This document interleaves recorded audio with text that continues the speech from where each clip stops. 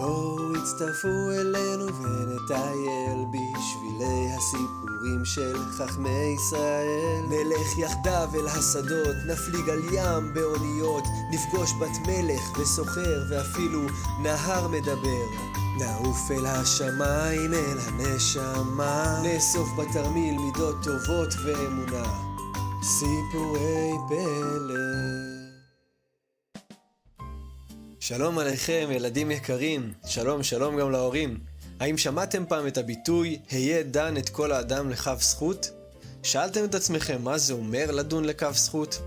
אנסה להסביר את זה. לעולם איננו יודעים את הכל, אנחנו יודעים רק חלק. אנחנו יכולים לראות אדם עושה מעשה כלשהו, אבל אנחנו לא באמת יודעים מה הכוונה בליבו, מה הסיבה לאותו המעשה, ואולי אפילו לא ראינו את המעשה עצמו כראוי. בשלב הזה אנחנו משלימים לעצמנו את החסר מתוך הדמיון שלנו. אבל יש שתי דרכים להשלים את התמונה ולהסביר את מעשיו, בצורה חיובית או בצורה שלילית. אנחנו כאין שופטים שצריכים להחליט כיצד לשפוט את המאורע על כפות מאזניים, ועלינו להשתדל תמיד לבחור בכף הטובה. זו המשמעות של לדון לכף זכות. אנחנו דנים אותו לכף זכות לטובתו, אבל לא רק לטובתו.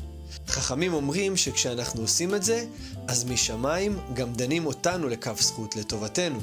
אתן לכם דוגמה. למשל, אם הזמנתם חבר לביתכם לשחק בשעה 4, אבל הוא לא הגיע. הוא מתעכב, השעה כבר 4:30 והוא עדיין לא הגיע. מה תחשבו? שהוא ברוגז? שהוא ויתר על המפגש? או שאולי הוא מאוד רוצה להיפגש, אבל הוא גילה פתאום שיש לו פנצ'ר באופניים. אולי בדרך אליכם הוא נתקל בילד שהיה זקוק לעזרה והוא מתעכב בגלל שהוא עוזר לו. יש אדם מיוחד שממנו אפשר ללמוד את זה. אבל מספיק עם הדיבורים, אני רוצה שתראו בעצמכם. מוכנים לצאת לדרך? דובי וצביו, אתם מוכנים? דובי? הנה אתם. לקחתם איתכם פנס ומפה? כן. תורה, משנה, גמרא? כן, הם בתיק. מצוין, קדימה, בואו נצא לדרך. יש לנו דרך ארוכה דרומה. תסתכלו על המצפן, דרום זה בדיוק לכיוון ההפוך מהחץ. כל עוד תחזיקו את המצפן כשהחץ פונה לכיוונכם, זה סימן שאנחנו בכיוון הנכון. הנה, הגענו לערי חברון. עוד רגע תראו אדם שחוזר מהשדה אל היישוב. הוא היה פועל עני שעבד קשה מאוד. יום אחד מצא עבודה אצל בעל בית עשיר שגר כאן והסכים לעבוד אצלו 3 שנים. 3 שנים הוא חרש, סחב, בנה ותיקן וחיכה ליום שבו יקבל את השכר שלו ויוכל לחזור לביתו עם כסף לפרנס את אשתו וילדיו. היום זה היום. אנחנו ממש לקראת ערב יום הכיפורים. תראו, הפועל ניגש לדבר עם בעל הבית. סיימתי את עבודתי. תן לי בבקשה את שכרי כדי שאוכל ללכת הביתה ולהביא אוכל למשפחתי. אין לי כסף. הפועל נראה מופתע. אז תן לי בבקשה פירות. פירות תן לי. אז תן לי קרקע. גם קרקע אין לי. אולי בהמה? אין לי. הפועל ניסה פעם אחרונה. אז אולי כריות וסדינים? האמת שכריות וסדינים גם אין לי. הפועל הבין שאין לו מה לקבל. בלב כואב הוא אסף את חפציו ויצא לדרך הארוכה הביתה. אבל למרות הכל, הוא לא כעס. בליבו הוא אמר, ודאי יש סיבה. ודאי לבעל הבית באמת אין כרגע. אבל אין לי מה לדאוג. השם בטוח יעזור לי. ואכן, השם עזר לו.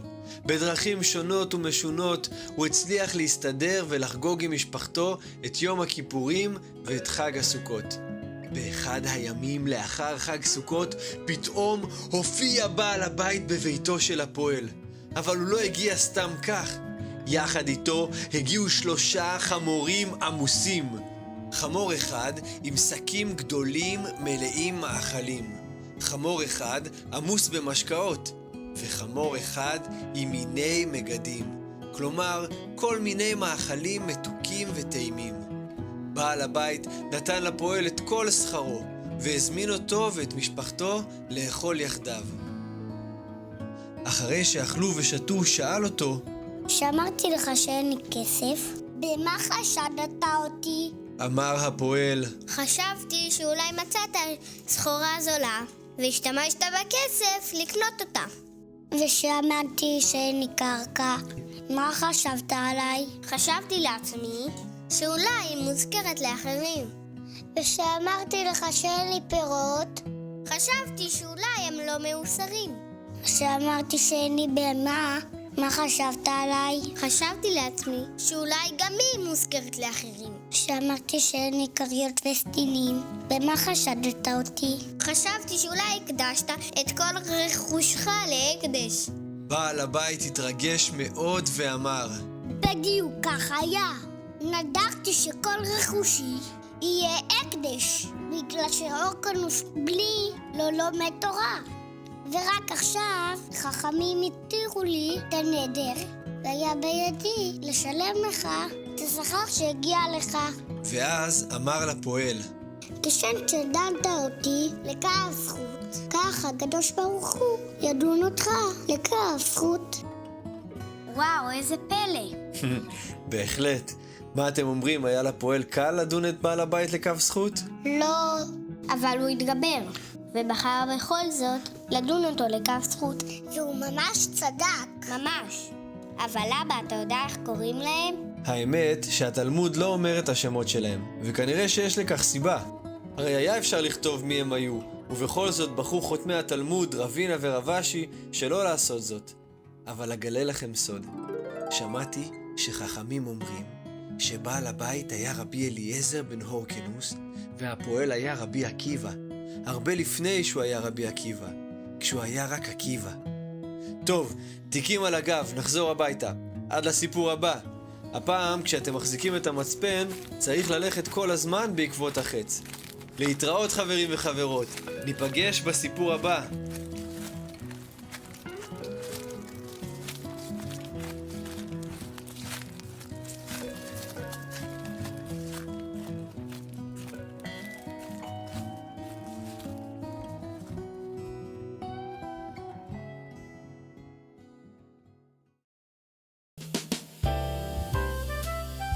חברים וחברות, אם אתם אוהבים את סיפורי פלא, אתם מוזמנים להגיב, לשלוח לחברים נוספים, וגם ללחוץ על עוקב כדי שתוכלו להצטרף כשיוצאים אל שבילי סיפור חדש.